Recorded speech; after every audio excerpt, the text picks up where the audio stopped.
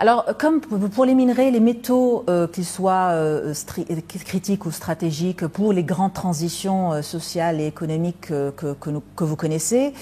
nous sommes aujourd'hui dans une phase où, vous le disiez dans votre reportage avant cette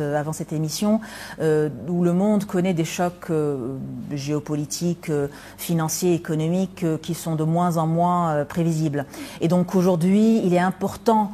dans cette intégration régionale générale, de pouvoir mettre en place des corridors qui permettent la valorisation des métaux et minerais dont le monde a besoin. Je vais vous donner juste quelques chiffres, Rachid Mbarki. Le monde aurait besoin, juste dans un cas normal, d'augmenter la production de lithium de plus de 300% dans les 6 prochaines années, la production de l'extraction de cobalt de plus de 150%, etc. Donc aujourd'hui, nous sommes dans une phase où l'Afrique a un rôle énorme à jouer, mais avec les cadres de financement actuels des projets miniers et de valorisation minière, nous n'arriverons pas à extraire et à valoriser ces métaux et minerais de manière durable en Afrique en général et dans nos pays de l'Afrique de l'Ouest en particulier. Donc le Maroc a proposé, et c'était une proposition que nous avions lancée l'année dernière avec nos collègues ministres africains des mines en marge d'un congrès à Marrakech l'année dernière, de dire que le Maroc peut offrir une plateforme de corridor OTC où tout cobalt, toute molécule de cobalt ou de lithium ou de fer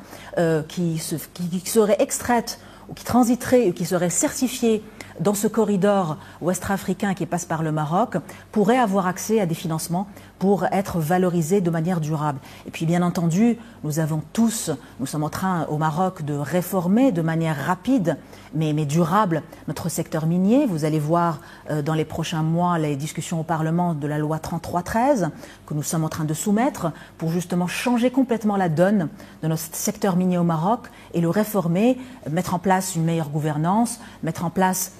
des cadastres miniers qui nous permettent une meilleure traçabilité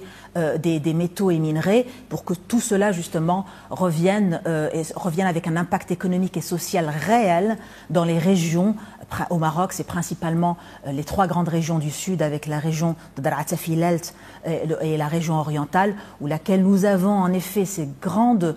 capacités de production de minerais et métaux, stratégiques ou non, ou critiques ou non, mais en même temps, nous avons besoin de faire passer l'informel vers le formel et de faire de telle sorte à ce que ce secteur minier soit un véritable vecteur de développement et de prospérité pour nos peuples. En début de semaine, nous avons pu remarquer également que la Mauritanie avait également fait un très bon travail en termes de régularisation justement du secteur minier artisanal, y compris dans des secteurs comme de l'or, y compris pour des métaux comme de l'or. Donc c'est très important aujourd'hui de faire de telle sorte à ce qu'il y ait un vrai partage d'expérience entre nos pays pour justement pouvoir financer durablement